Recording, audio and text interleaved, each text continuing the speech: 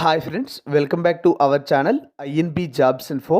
Friends, Andhra Pradesh రాష్ట్రంలో గ్రామ మరియు వార్డు సచివాలయాల్లో రాష్ట్ర వ్యాప్తంగా మొత్తం 13,026 ఖాళీలు ఉన్నట్టుగా ప్రభుత్వం గుర్తించడం జరిగింది. రాష్ట్ర వ్యాప్తంగా ఏ పోస్టులు ఎన్నెన్ని ఖాళీగా ఉన్నాయి, అందులో కొన్ని పోస్టులను ఆగస్టు 24వ తేదీన భర్తీ చేయాలని చెప్తూ ఏ పోస్టుకు ఏ అర్హత ఉండాలి అనేది కూడా తెలియజేస్తూ అధికారికంగా ఒక గెజిట్ నోటిఫికేషన్ అయితే విడుదల చేయడం జరిగింది. ఆంధ్రప్రదేశ్ రాజపత్రంగా మనం పిలవడం జరుగుతుంది. ఇందులో చాలా స్పష్టంగా అన్ని వివరాలు కూడా ఇచ్చారు. ఈ వీడియోలో మీకు నేను వివరాలన్నీ క్లియర్గా చెప్తాను. వీడియోను పూర్తిగా చివరి వరకు స్కిప్ చేయకుండా చూడండి. అఫీషియల్గా విడుదల చేసిన ఈ గెజిట్ని మీరు డౌన్లోడ్ చేయడానికి డిస్క్రిప్షన్లో ఒక లింక్ ఇచ్చాను. అక్కడ క్లిక్ చేసి డౌన్లోడ్ చేసుకోవచ్చు. ఏ పోస్టులకు ఏ ఏ అర్హతలు ఉండాలి అనేది కూడా ఈ గెజిట్ నోటిఫికేషన్లో క్లియర్గా తెలియచేయడం అయితే జరిగింది. దానికి సంబంధించిన డీటెయిల్స్ అయితే చూద్దాం. వీడియోను పూర్తిగా చూడండి. ఎవరికైనా ఉపయోగపడుతుందంటే షేర్ చేయండి. మీరు మన ఛానల్ని ఇంతవరకు సబ్స్క్రైబ్ చేసుకోకపోతే సబ్స్క్రైబ్ చేసుకొని పక్కనే వచ్చే బెల్ ఐకాన్ని యాక్టివేట్ చేసుకోండి. మన యాప్లో గ్రామ వార్డు సచివాలయం కేటగిరీ 1కి సంబంధించిన పూర్తి కోర్సు, అలాగే డిజిటల్ అసిస్టెంట్ ఉద్యోగాలకు సంబంధించిన పూర్తి కోర్సు కేవలం 499 రూపాయలకే అందిస్తున్నాము. యాప్ లింక్ డిస్క్రిప్షన్లో ఇచ్చాను. డెమో క్లాసెస్ చూసి నచ్చితే తీసుకోండి. నోటిఫికేషన్ విడుదల చేసిన తర్వాత మీకు చదువుకోవడానికి తక్కువ సమయం ఉంటుంది కాబట్టి ఇప్పటి నుంచే ప్రిపేర్ అవ్వండి. ఫ్రెండ్స్, ఇక్కడ చూసుకోవచ్చు ఆంధ్రప్రదేశ్ రాజపత్రం అని చెప్పి ఆంధ్రప్రదేశ్ గెజిట్ అనేది ఒక నోటీస్ అయితే విడుదల కావడం జరిగింది. ఇందులో మనం చూసుకున్నట్లయితే డీటెయిల్డ్గా ఇవ్వడం జరిగింది. ఈ నోటీస్ అనేది, ఈ గెజిట్ అనేది మనం చూస్తే జూలై 26వ తేదీన విడుదల చేశారు. ఆ డీటెయిల్స్ అయితే చూడండి. ఇందులో మనకి క్లియర్గా మెన్షన్ చేసింది ఏంటంటే, ప్రస్తుతం కోవిడ్ టైంలో ఎవరైతే ఉద్యోగులు పనిచేస్తూ మరణించారో వారికి సంబంధించిన కుటుంబ సభ్యులకు కారుణ్య నియామకాల ద్వారా గ్రామ మరియు వార్డు సచివాలయాల్లో ఉన్న ఖాళీలను రిక్రూట్మెంట్ చేయాలని, అది కూడా వచ్చే ఆగస్టు 24వ తేదీలోపు ఆ రిక్రూట్మెంట్ కంప్లీట్ చేయండి అని చెప్పారు. అలాగే ఇప్పటి వరకు ఎంతమంది చనిపోయారు, అంటే కోవిడ్ కారణంగా ఎంతమంది ప్రభుత్వ ఉద్యోగులు మరణించారు అనే డీటెయిల్స్ అయితే ఇచ్చారు. అక్కడ మనం చూసుకుంటే ఇక్కడ డిపార్ట్మెంట్లు, డిస్ట్రిక్ట్ కలెక్టర్సు, యూనివర్సిటీసు మరియు కార్పొరేషన్స్ మరియు సొసైటీస్ ద్వారా అందినటువంటి ఇన్ఫర్మేషన్ ప్రకారం రాష్ట్ర వ్యాప్తంగా 2,917 మంది మరణించడం అయితే జరిగింది కోవిడ్ కారణంగా. అందులో వాళ్ళ కుటుంబ సభ్యులకు ఈ యొక్క కారుణ్య నియామకాల ద్వారా ఉద్యోగాలు కల్పించాలని కోరుతూ వాళ్ళ కుటుంబ సభ్యులు 2,744 మంది అప్లికేషన్ అయితే పెట్టుకున్నారు. అయితే అందులో 1,488 మందికి ఆల్రెడీ వీళ్ళు అపాయింట్మెంట్స్ అయితే ఇవ్వడం జరిగింది ప్రభుత్వం. ఇంకా 1,149 పెండింగ్ అప్లికేషన్స్ అయితే ఉన్నాయి. ఈ పెండింగ్ అప్లికేషన్స్ 1,149 ఉంటే ఇంకా కొంతమంది కుటుంబ సభ్యులు ఇనెలిజిబుల్ అవ్వడం కానీ, లేకపోయినట్లయితే వాళ్ళకి ఇంట్రెస్ట్ లేని వారు 107 మంది ఉన్నారు. అయితే వీళ్ళని మనం పక్కన పెడితే ఈ 1,149 మందికి కూడా ప్రస్తుతం గ్రామ వార్డు సచివాలయాల్లో ఉన్న ఖాళీలను వారికి ఇవ్వమని చెప్పారు. వారికి క్వాలిఫికేషన్ ఉన్నట్లయితే, వాళ్ళు ఎలిజిబుల్ అయినట్లయితే వాళ్ళకి ఈ పోస్టింగ్ అయితే ఇవ్వడం జరుగుతుందని ఇక్కడ మనకి క్లియర్గా తెలుస్తుందన్నమాట. అయితే ఏ ఏ అర్హతలు ఉన్న వారికి ఈ పోస్టులు ఇవ్వాలి, అదేవిధంగా రాష్ట్ర వ్యాప్తంగా ఏ ఏ పోస్టులు ఎన్నెన్ని ఉన్నాయనేది కూడా ఈ గెజిట్లోనే మనకి క్లియర్గా ఇచ్చారు. ఆ డీటెయిల్స్ అయితే మనం ఇక్కడ చూడొచ్చు. టోటల్గా మనం చూస్తే 13,026 పోస్టులు అనేవి గ్రామ వార్డు సచివాలయాల్లో టోటల్ వేకెన్సీస్ అయితే ఉన్నాయి. అందులో ఏ ఏ పోస్టులు ఉన్నాయనేది కూడా ఇచ్చారు. ఇక్కడ మనం మరొక ఇన్ఫర్మేషన్ చూసుకున్నట్లయితే ఈ విలేజ్ వార్డు సెక్రటరేట్ ఉద్యోగాలు అనేవి జూనియర్ అసిస్టెంట్ ఉద్యోగాల కంటే తక్కువ ర్యాంక్ ఉన్నటువంటి ఉద్యోగులుగా ఇక్కడ మనకి క్లియర్గా వీళ్ళు తెలియజేయడం జరిగింది నోట్ అనేటువంటి ఇన్ఫర్మేషన్లో. అయితే మనం ఇక్కడ చూద్దాం ఏ ఏ పోస్టులు ఎన్ని ఉన్నాయి అనేది. ఇక్కడ చూసుకున్నట్లయితే పంచాయతీ సెక్రటరీ గ్రేడ్ 5 ఉద్యోగాలు 182 పోస్టులు ఉన్నాయి. పంచాయతీ సెక్రటరీ గ్రేడ్ 6 డిజిటల్ అసిస్టెంట్ పోస్టులు రాష్ట్ర వ్యాప్తంగా 731 వేకెన్సీస్ అయితే ఉన్నాయి, ఎక్కువగా ఉన్నాయని చెప్పొచ్చు. వెల్ఫేర్ అండ్ ఎడ్యుకేషన్ అసిస్టెంట్ చూసుకున్నట్లయితే 543 పోస్టులు ఉన్నాయి. విలేజ్ అగ్రికల్చర్ అసిస్టెంట్ పోస్టులు 467 పోస్టులు ఉన్నాయి. అలాగే హార్టికల్చర్ అసిస్టెంట్ పోస్టులు 1005 ఉన్నాయి. సెరికల్చర్ 24, వెటర్నరీ అసిస్టెంట్ 4765 పోస్టులు అత్యధికంగా ఉన్న పోస్టులు ఇవి. అలాగే ఫిషరీస్ అసిస్టెంట్ పోస్టులు 67, ఇంజనీరింగ్ అసిస్టెంట్ పోస్టులు 982, విలేజ్ రెవెన్యూ ఆఫీసర్ లేదా ward revenue secretary 112, village surveyor assistant 1007, అలాగే ward administrative secretary 225, ward planning and regulation secretary 479, ward education and data processing secretary 225, ward welfare and development secretary 167 పోస్టులు, ward amenities secretary 477, ward sanitation and environment secretary 371, మహిళా police పోస్టులు 1092, ANM లేదా ward health secretary పోస్టులు 90 పోస్టులు అయితే ఉన్నాయి. టోటల్గా 13,026 పోస్టులు అయితే ఉన్నాయి. ఈ 13,026 పోస్టుల్లో 1149 పోస్టులు అనేవి కారుణ్య నియామకాల ద్వారా కంప్లీట్ చేయబోతున్నారు, భర్తీ చేయబోతున్నారు. ఈ 1149 పోస్టులు కూడా మనం డిడక్ట్ చేసినట్లయితే ఇంకా 11,877 పోస్టులు అనేవి ఉండడం జరుగుతుంది. ఈ పోస్టులన్నీ కూడా వచ్చే నెక్స్ట్ నోటిఫికేషన్ అనేది ఏదైతే ఉంటుందో అంటే 3వ నోటిఫికేషన్ ద్వారా రిక్రూట్మెంట్ చేయబోతున్నారు. ఆ టైంకి ఇంకా ఏమైనా వేకెన్సీస్ ఉన్నాయని తెలిసినట్లయితే అవి కూడా యాడ్ చేయడం అయితే జరుగుతుంది. మరి ఈ పోస్టులకి ఏ అర్హతలు ఉన్నవారు ఎలిజిబుల్ అనేది కూడా ఇచ్చారు. ఈ అర్హతలు ఉంటే వీళ్ళకి కారుణ్య నియామకాల ద్వారా రిక్రూట్మెంట్ అయితే కంప్లీట్ చేయండి, పోస్టింగ్ ఇవ్వండి అని ఇవ్వడం అయితే జరిగింది. అదే మనకి ఇక్కడ క్లియర్గా తెలుస్తుంది.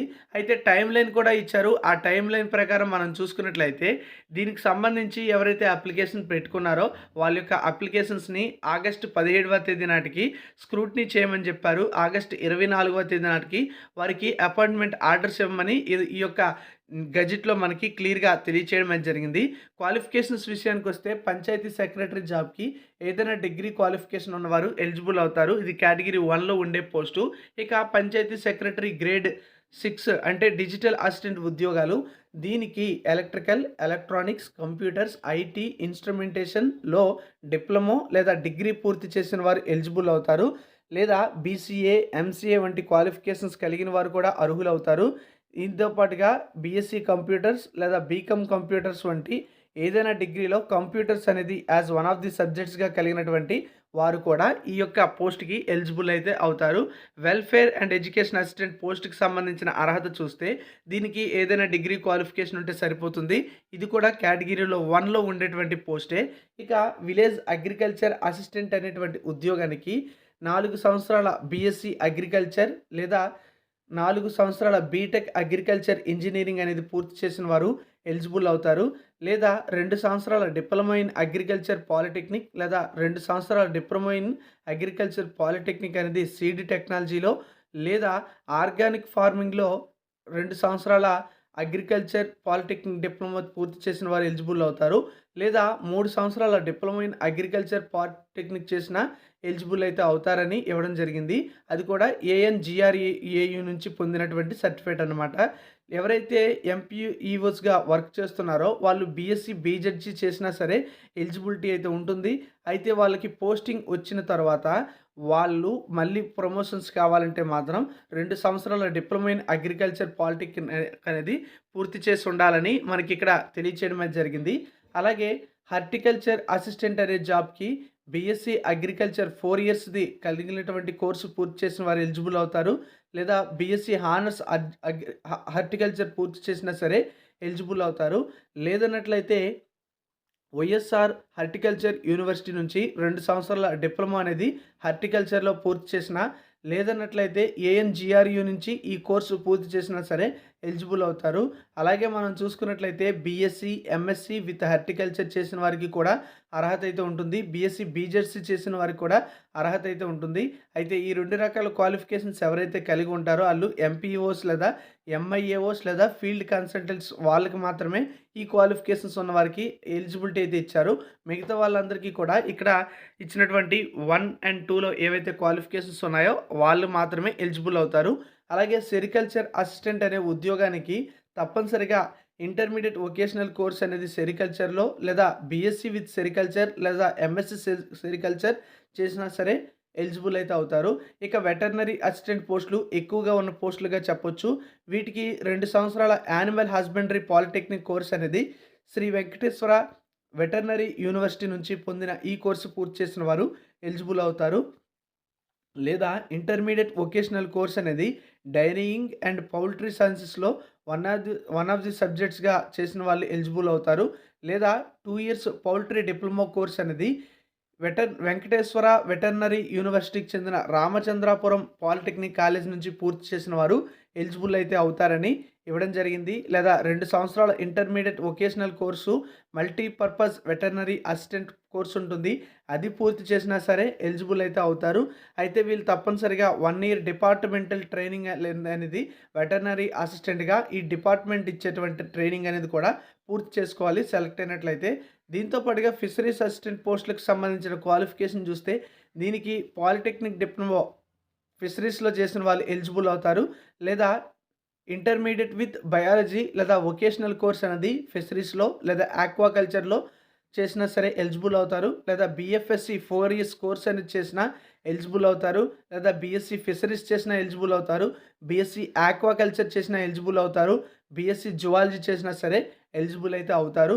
ఇంజనీరింగ్ అసిస్టెంట్ అనేటువంటి జాబ్కి సంబంధించిన క్వాలిఫికేషన్ చూసుకుంటే సివిల్ లేదా మెకానికల్లో డిప్లొమా లేదా బ్యాచిలర్ డిగ్రీ పూర్తి చేస్తే ఎలిజిబుల్ అయితే అవుతారు. అలాగే విలేజ్ రెవెన్యూ ఆఫీసర్ లేదా వార్డ్ రెవెన్యూ సెక్రటరీ అనే పోస్ట్కి సంబంధించిన క్వాలిఫికేషన్ చూసినట్లయితే ఎస్ఎస్సి క్వాలిఫికేషన్ అనేది పూర్తి చేసి ఉండాలి.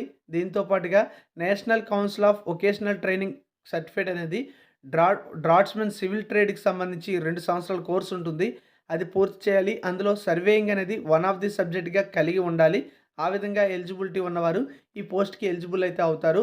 అలాగే విలేజ్ సర్వేయర్ అసిస్టెంట్ అనే పోస్టులకి ఎన్సీవీటీ సర్టిఫికేట్ అనేది డ్రాట్స్మెన్ సివిల్కి సంబంధించిన ట్రేడ్ అయితే 2 ఇయర్స్ కోర్స్ ఉంటుంది. అది ఏదైనా ఇండస్ట్రియల్ ట్రైనింగ్ ఇన్స్టిట్యూట్ నుంచి అంటే ఐటీఐ ఇన్స్టిట్యూట్ నుంచి పొందిన వారు ఎలిజిబుల్ అయితే అవుతారు. లేదా తప్పనిసరిగా ఇంటర్మీడియట్ వొకేషనల్ కోర్స్ అనేది సర్వేయింగ్ అనేది ఒక వన్ ఆఫ్ ది సబ్జెక్ట్గా కలిగిన కోర్సు కలిగి ఉంటే ఎలిజిబుల్ అవుతారు. లేదా సివిల్ ఇంజనీరింగ్లో ఎవరైతే డిప్లొమా పూర్తి చేసి ఉంటారో వాళ్ళకి కూడా విలేజ్ సర్వేయర్ అసిస్టెంట్ ఉద్యోగానికి ఎలిజిబిలిటీ అయితే ఉంటుంది. వార్డ్ అడ్మినిస్ట్రేటివ్ సెక్రటరీ జాబ్కి సంబంధించిన క్వాలిఫికేషన్ విషయానికి వస్తే దీనికి ఏదైనా డిగ్రీ క్వాలిఫికేషన్ ఉంటే అప్లై అయితే చేసుకోవచ్చు. Ward planning and regulation secretary grade 2 ఉద్యోగానికి పాలిటెక్నిక్ డిప్లొమా అనేది సివిల్ ఇంజనీరింగ్ లేదా ఎల్ఏఏ లేదా బీఆర్క్ లేదా బ్యాచిలర్ ఆఫ్ ప్లానింగ్ వంటి క్వాలిఫికేషన్స్ కలిగి ఉంటే అర్హత అయితే ఉంటుంది.